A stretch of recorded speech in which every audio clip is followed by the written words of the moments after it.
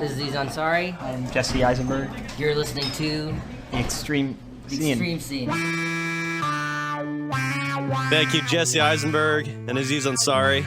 If you missed that interview, it's available on our website, theextremescene.com. If you go to our website, you can also find our iTunes page so you can subscribe to every segment of every show. Well, I sat down with Gerard Butler and Michelle Monaghan a few days ago to tape this interview. It was at a hotel in downtown San Francisco. I want to set this up real quick. Gerard Butler was haggard. From what I heard, he was partying the night before, really partying, at the Clift Hotel. And the man was literally sweating booze. It was classic. Michelle Monaghan is a million times hotter in person. You can just get lost staring into those eyes. Now, with all that said, they're sitting down to promote a new film called Machine Gun Preacher. I saw it. It's amazing. Wouldn't surprise me if the movie got Oscar acclaim. And the surf talk in this interview comes about 3, 4, 5 minutes in. So the beginning of the interview, we're going to talk about Machine Gun Preacher, and then we get into the surf stuff, which is awesome. So here's Gerard Butler and Michelle Monaghan here on The Extreme Scene. All right, I'm joined here by Gerard Butler and Michelle Monaghan, star of the new film Machine Gun Preacher, which opened September 23rd in New York and LA, September 30th here in San Francisco, and I believe October 7th nationwide it starts distributing in theaters across the country. I went and saw the film a couple weeks ago. Very intense film, no question, but is also, in my opinion, like the best performance you both have ever done. I've seen pretty much all your films.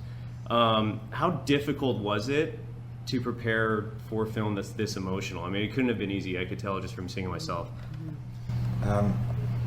Yeah, I mean, it's why you want to play a role like this, because you know it's a chance to kind of bring your game up, you know, and really get your teeth stuck into something meaty. But you know, I mean, Sam's journey is one from violent guy in and out of jail, drug addict, to finding God, to becoming a preacher, to fighting for kids, building an orphanage, depression, breakdown, you know. It's you got to go to a lot of different places, you know, and so, you know, obviously working with Sam, the guy, and then Sam Childers himself, and then a lot of kind of internal work. Really, it's a lot of internal work for something like this, and just kind of, you know, white knuckling it, going, here we go, I'm on a journey. Yeah. Where is it going to take me? And your character, I mean, very intense character yourself. I mean, was it just as difficult? I mean, yeah, it was just in a respect that you know, it is an emotional film, but she's actually a very unemotional person, truly, and she made that very apparent to me in the time that I spent with her. That she was, she never really got angry. She never gets upset. She is able to remain really calm, cool, and collected through all of these things that Sam has certainly put her through. So that for me is, well, it's very different from who I am as a person. So, but it was also just something that I wanted to convey. It was the most important thing to convey. It was just how grounded she is and just steadfast in her faith. and when you say completely different from you, you don't consider yourself grounded, or well, I mean, in some respects, but I think that in terms of what you know, she had to go through. I would have been very angry. I would have reacted in a very different way than Lynn has her entire life. And the reason that she doesn't react in that way is because she has a real sense of faith that he's doing God's work. And she's able to confront that and look that head on and be able to be, you know, confident in what she's, you know, the decisions that she's made. Absolutely. And we're joined by Gerard Butler and Michelle Monaghan, star of the new film Machine Gun Preacher. Out of all the movies you guys have done, you both have extensive resume of films. Where does this film rank? Oh my God, that's a tough question. Thank you.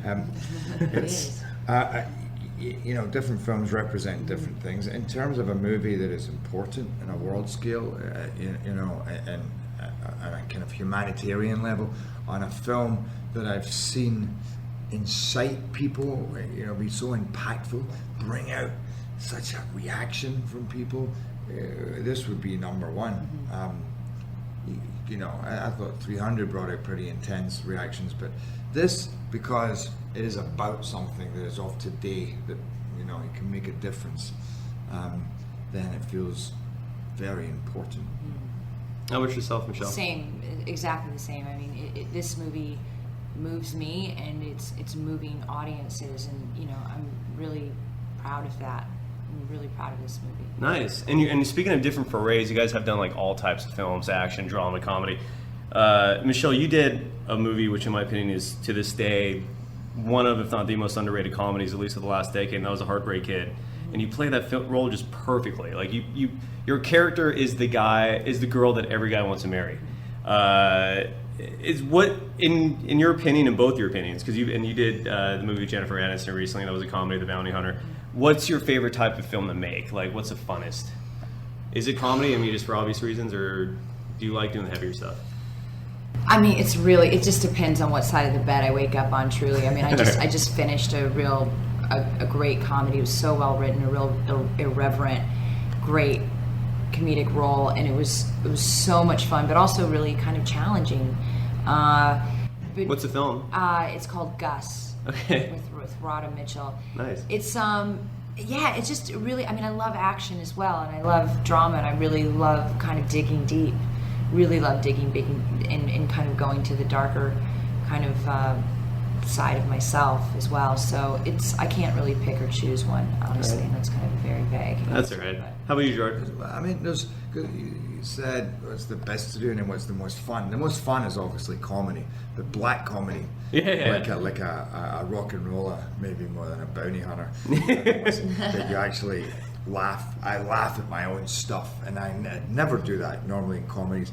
So they're fun to do and know that you made people laugh. But I think the most fulfilling would be a drama, or even an action drama. You know, like a 300 or this. Yeah, 300. Yeah, 300 is definitely classic. We're joined by Gerard Butler and Michelle Monaghan, star of the new film Machine Gun Preacher. It comes out September 23rd in New York and Los Angeles, September 30th here in San Francisco, and October 7th nationwide. I want to shift gears a second off the film because I own a surf shop here in San Francisco called San Francisco Surf Company, and I also do the webcast commentating for the Maverick Surf Contest.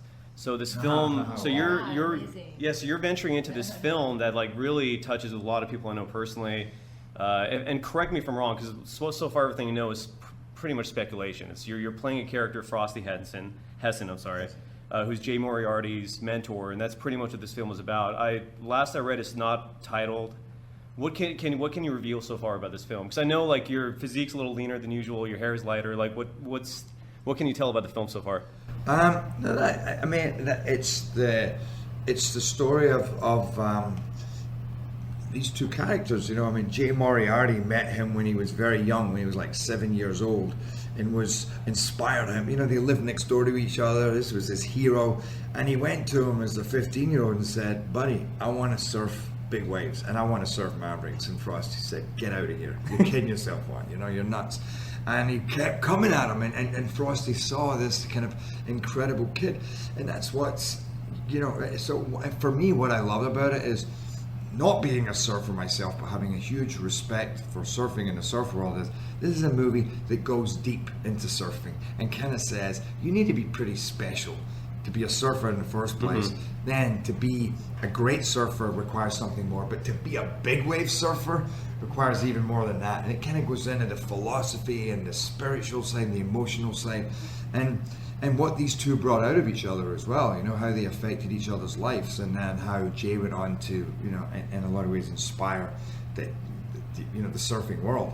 And not even for his success, but in some ways for his failure, for his big wipeout that day. Yeah. You know, that kind of changed the history of Mavericks. I know exactly what you're talking about. Yeah. The cross. The cross, yeah. And every time Jay's name is mentioned right in front of Frosty, he instantly just like waters up, gets emotional. Like, have you been working with Frosty closely to get this roll down?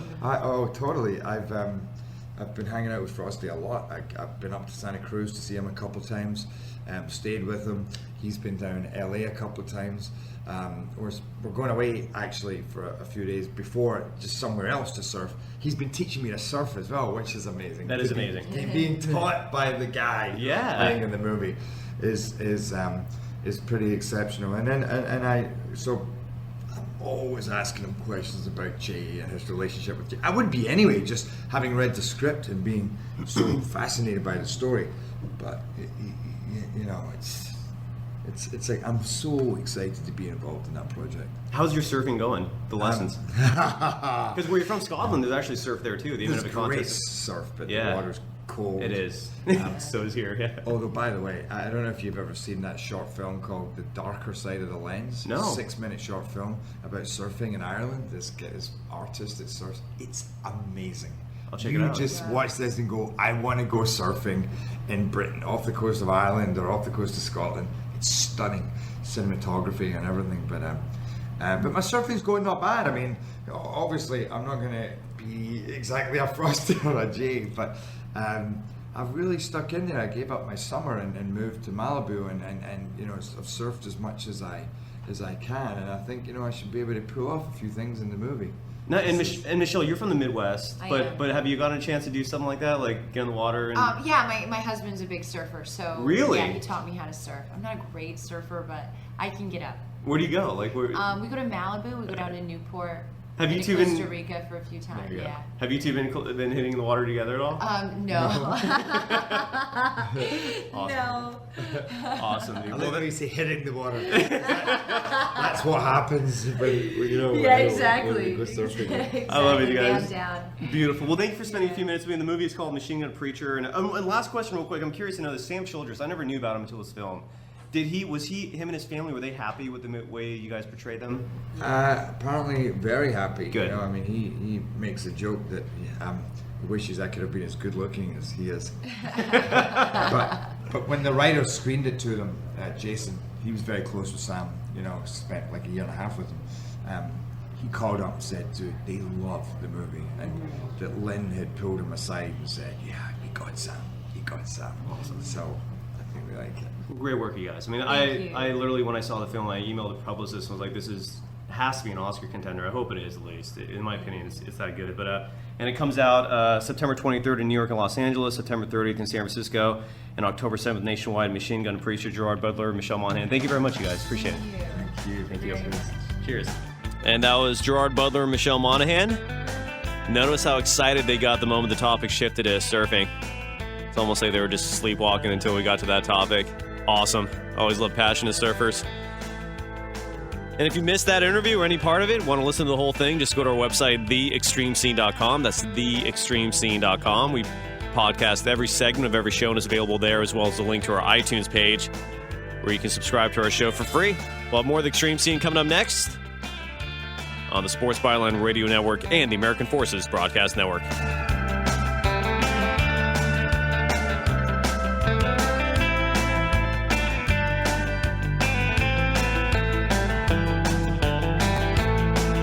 San Francisco Surf Company is San Francisco's newest and most eco-friendly surf shop. Located on 2181 Union Street on the corner of Union and Fillmore Streets in the Marina District, San Francisco Surf Company has a wide selection of soft, organic, and vintage clothing, with quality small brands not available in corporate chain stores like Nordstrom's, Macy's, and Sports Basement. San Francisco Surf Company also has a bookstore featuring a wide selection of surf titles and an art gallery featuring beautiful surf-themed art and great gift items perfect for the shopper not sure what to get their boyfriend, husband, father, or pretty much anyone. San Francisco Surf Company also has a great selection of new and used surfboards, with the most environmentally friendly surfboards written by the likes of Dave Rostovich and Clay Marzo. Visit sfsurf.co for more information on San Francisco's most eco-friendly surf shop. That's sfsurf.co, or visit our Facebook page by going to facebook.com/sfsurf.